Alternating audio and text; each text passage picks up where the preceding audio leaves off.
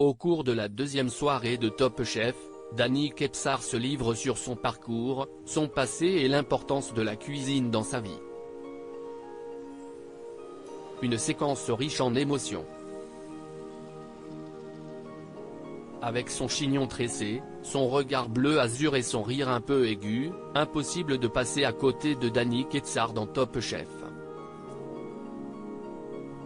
Sous-chef dans un palace à Genève, le jeune homme de 26 ans est également un artiste puisqu'il a monté une formation de latin trap, les frères Busy, dont les vidéos cumulent 1 million de vues sur YouTube. Bref, Dany, c'est un ovni qui fait clairement le sel de Top Chef cette année. Pourtant, le parcours du chef aurait pu être tout autre, comme il l'a raconté ce mercredi 8 mars dans le deuxième épisode du concours culinaire de M6. J'ai souvent failli arrêter la cuisine après un résultat mitigé sur l'épreuve du trompe-l'œil. Dany joue gros avec l'épreuve éliminatoire autour de la transparence. Là, on ne va pas blaguer, pose-t-il.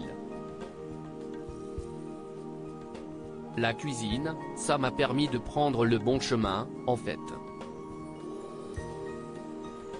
Parce que, ce qu'on côtoyait en banlieue, ce n'était pas du tout dans le même chemin, poursuit le chef originaire de Rosny-sous-Bois. En vrai, j'ai souvent failli arrêter la cuisine, révèle-t-il ensuite en interview.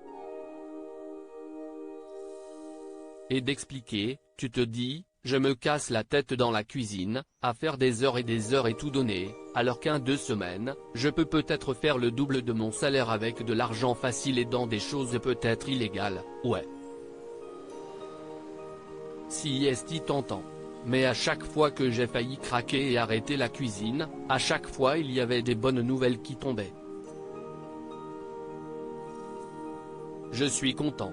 La cuisine m'a sauvé par A plus B.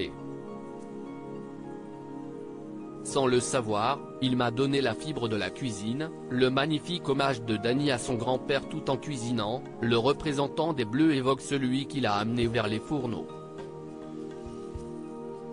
Là, je pense à mon grand-père. J'ai envie de le rendre fier, d'où il est, d'où il me regarde.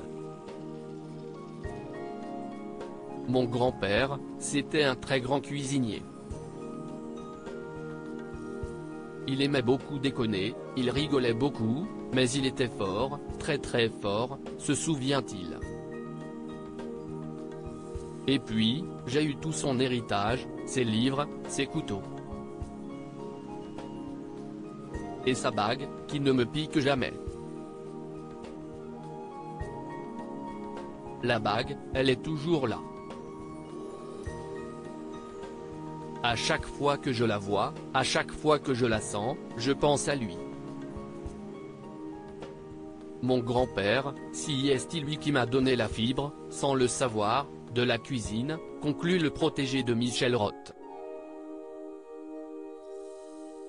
J'ai encore envie de montrer tellement de choses que je ne peux pas partir là, ce serait raté, lâche-t-il. C'est tout le mal qu'on lui souhaite.